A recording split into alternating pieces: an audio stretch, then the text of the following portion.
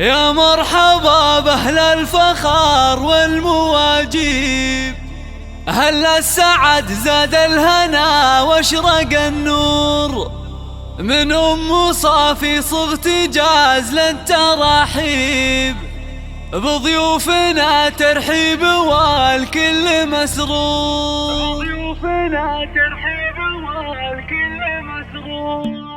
يا مرحبا بأهل الفخار والمواجيب، أهل السعد زاد الهنا واشرق النور، من أم صافي صغت جاز للتراحيب، بضيوفنا ترحيب والكل مسرور. من العتيب اللي تحوز المناقيب، لجل أم صافي جبت جاز لا تنبحور، أم العروس أم صافي وصيتها طيب، نسل العتيب رحبات بطيب الله، ناس لهم في كل موقف تجاري، واهل الحكم والعزم في الراي والشوق، كل العتيب في المفاخر محاسيب، أم صافي منهم كنها در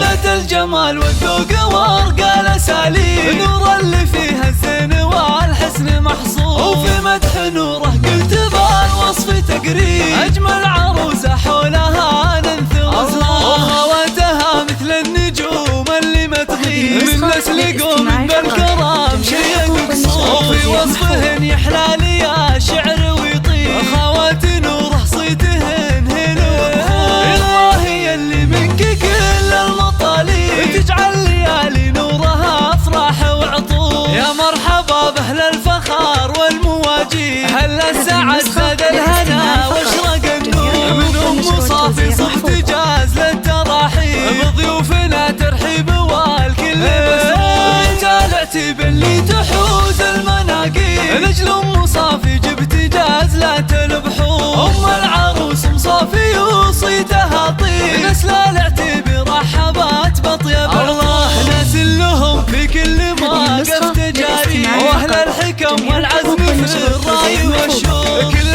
العتيب في المفاخر محاسيب، ام صافي منهم كنها در